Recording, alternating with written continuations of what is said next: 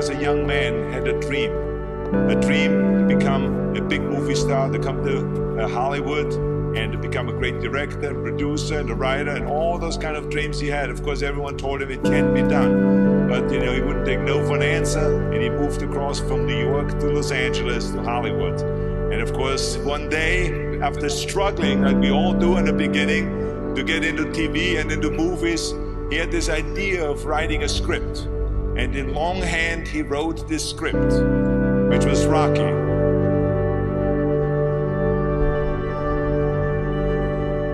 It's all about dreams, and by the way, dreams cost nothing, they're free. The hard part is just keeping them going, and please keep them going, because we're here for one simple reason. He believed in the dream, I believed in the dream, and our dreams come true, and there's no reason every one of yours can't either.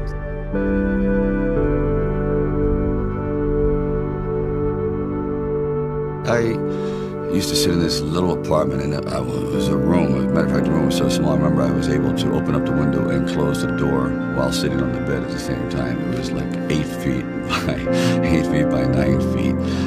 But the one thing about that room, there was really very little distraction. So I would sit there propped up in bed, and I'd go out with my big pen and legal pad and just start writing these stories. And most of them were very, very trivial.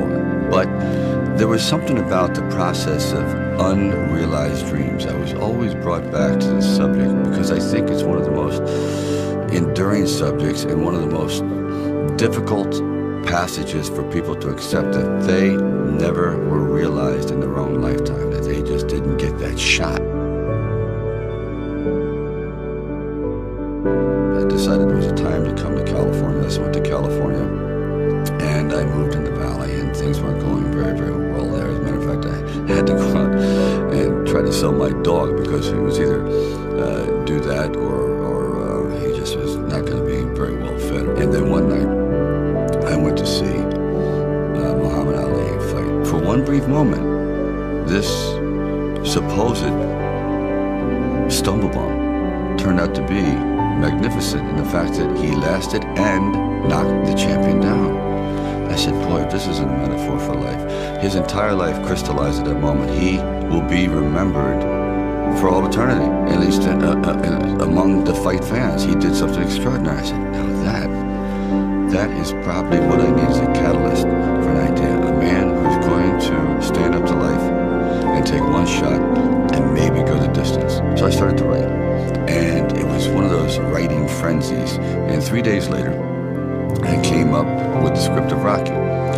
Now, the script by no means was a finished piece of material. It was probably about 90 pages, and maybe 10% of it remained in the final script, but it was done. I first met Bob Chardoff and Irwin Winkler, and I believe I was there on a casting call. So we're talking a little bit, and I guess I really wasn't right for the acting part. And on the way out, I said, oh, I don't know if it matters, but I do a little bit of writing. Because really, he said, yeah, I'm writing this story. I have this thing about wrestlers, and I might do something about boxing. Well, he says, well, bring it around. And I thought, if I hadn't stopped on the way out, that's why I tell all actors or writers, don't give up, keep talking. Eventually you might hit a nerve somewhere and they go, come on back. And if they didn't say, come on back, or bring it later and let's see what you've developed, I wouldn't be sitting here. So I have to give incredible credit to their insight and their patience, and they're willing to take a chance, which it doesn't exist much anymore, unfortunately.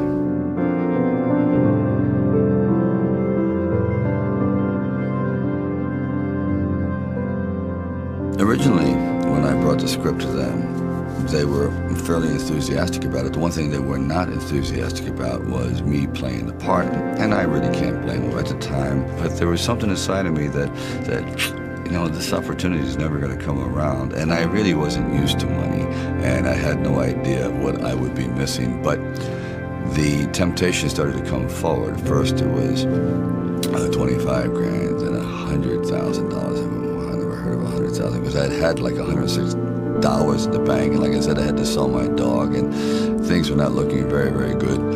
My $40 car had just blown up, so I was taking a bus to work. But still, it didn't matter. I wanted to stick with it. Then it went up to 150,000, 175,000, it went up to 250,000. Now my head was starting to spin. And it went up to 330,000.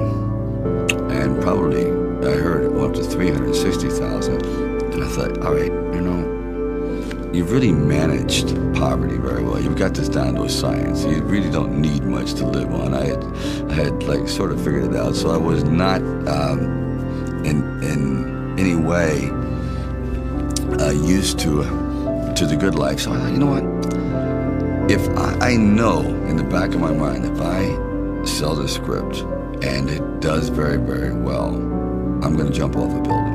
And if I'm not in it. So this is one of those things where you just roll the dice and you fly by the proverbial seat of your pants and say, all right, I got to try it. I got to just do it.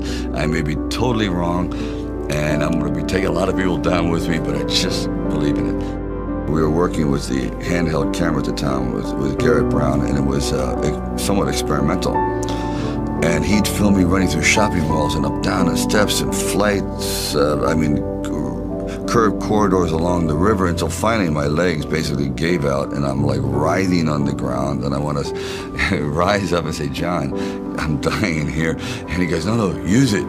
Use the pain. I said, for what? I mean, I'm in misery. He goes, well, no, you know, it's giving your character, it's giving him some depth. I said, it's giving me bruises. It's giving me like agony. I can't sleep at night. Like the scene where we just jumped down and saw this ship along the dock, docked along the pier. I said, just jump out, run as fast as you can along the ship. And I'm running and running. I said, you know what? My legs are buckling. I'm literally going to crash down here. Teeth are going to go, jaw, face. I'm just going to be ground down to this flat-faced image. Please. And I just barely made it.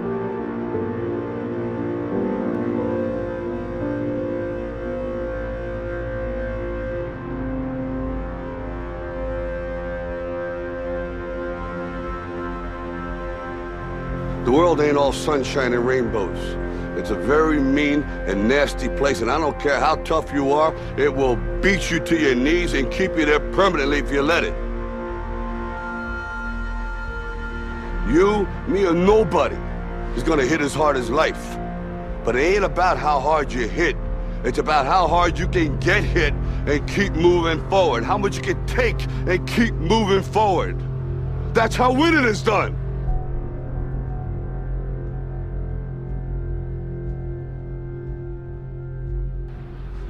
Now, if you know what you're worth, now go out and get what you're worth. But you gotta be willing to take the hits and not pointing fingers saying you ain't where you wanna be because of him or her or anybody. Cowards do that, and that ain't you. You're better than that.